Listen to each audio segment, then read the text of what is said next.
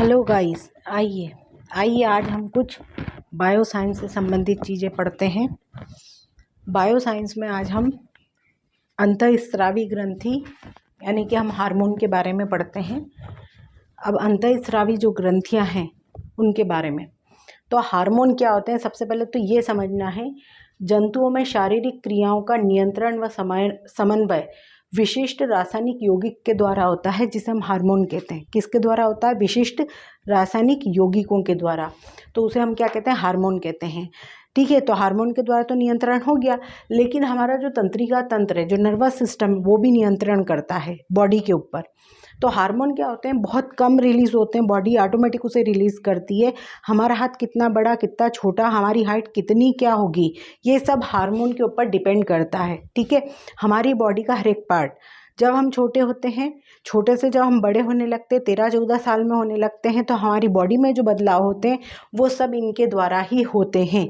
Even यहाँ तक baby का होना, या फिर हमारा ये कहें हम कि जो मंथली पीरियड है, या फिर हम ये कहें कि जो बॉयज़ हैं उनकी आवाज़ का भारी होना या उनके बॉडी में परिवर्तन होना, ये सब हार्मोन के ऊपर डिपेंड होता है। क्लियर? अब यहाँ पर हम पढ़ते हैं, तो जो हार्मोन है, जो बहुत ज़्यादा जो महत्वपूर्ण हार्मोन है वो इतने हैं हमारे पास। कितने हैं? 7 तरह के हैं। 7 में भी हम जो पहला वाला पढ़ेंगे, पहला वाला जो है हमारा, वो है पीयूष ग्रंथि।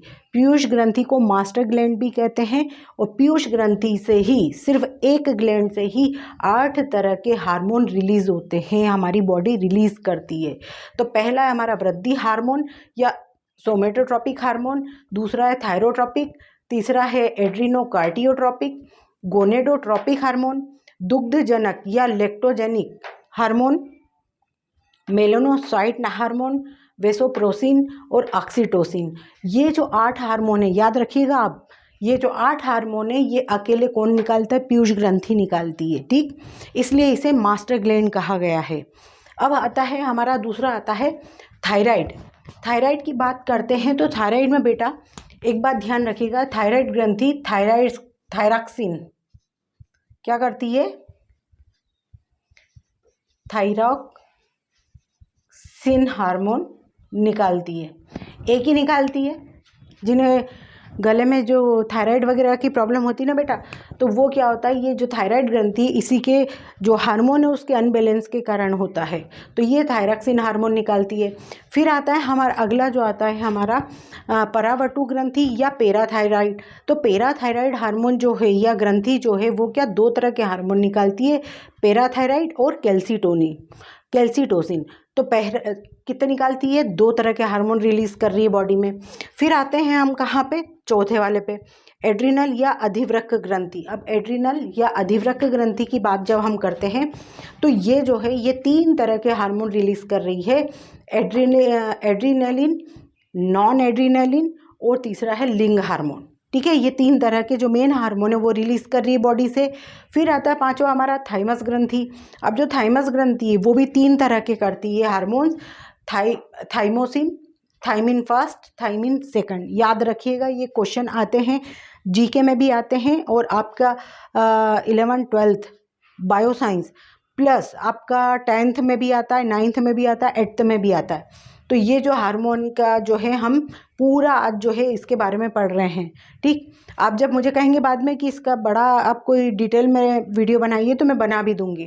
फिर आता है अग्नाशय या लैंगरहैंस दीपिका। ये बहुत महत्वपूर्ण है। महत्वपूर्ण क्यों है मैं बता रही हूँ। इसमें ये 3 तरह के हार्मोन्स रिलीज कर रही है, ग्लूकेगॉन, इंसुलिन और सोमेटोस्टेरिन। ठीक है, तो ये कितने तरह के कर रही है बेटा? 3 तरह के हार्मोन जो है वो रिलीज कर रही है। उसमें से ये वाला जो है इंसुलिन, जो है इंसुलिन क्या करता है कि जब हम खाना खा लेते हैं, तो हमारी बॉडी के अंदर जो एक्स्ट्रा जो ग्लूकोज बन रहा है, ब्लड के अंदर बन रहा है, उसे ये क्या करता है? खत्म करता है। ठीक, जिन लोगों को शुगर की प्रॉब्लम होती है, तो सीधी सी बात है, उनके अंदर ये हार्मोन कम रिलीज हो रहा है, इसलिए उन्हें शुगर की प्रॉब्लम होती है। याद रखिएगा, मैं आपको यहाँ पे ऑब्जेक्टिव बता रही हूँ। फिर आता है हमारा 7वां, जनन ग्रंथि या गोनेट्स। अब हम जनन ग्रंथियों के बारे में, मेल फीमेल होते हैं, 2 तरह के लोग होते हैं, मेल या फीमेल होते हैं। तो अब जो मेल फीमेल होते हैं तो उनके अंदर जो हार्मोन होते हैं, उनके अंदर जो हार्मोन निकल रहे हैं, उन हार्मोन के बारे में पढ़ रहे हैं। Estrogen, progesterone, relaxin, testosterone. याद रखिएगा कितने 4 तरह के हैं। एस्ट्रोजन जो है ये फीमेल में निकलता है, प्रोजेस्टेरॉन जो ये भी फीमेल में निकलता है, रिलैक्सिन ये भी फीमेल के अंदर, क्योंकि क्या होता है जब बच्चा पैदा होता है उस दौरान क्या होता है, जो भी पेन होता है या जो भी होता है तो ये जो हार्मोन है वो निकलता है और जो बॉडी है उसको रिलैक्स करता है, जो पीड़ा है या जो दर्द हो रहा है हमारी बॉडी में उसे कम करता है। और ये जो है टेस्टोस्टेरोन ये मेल में निकलता है।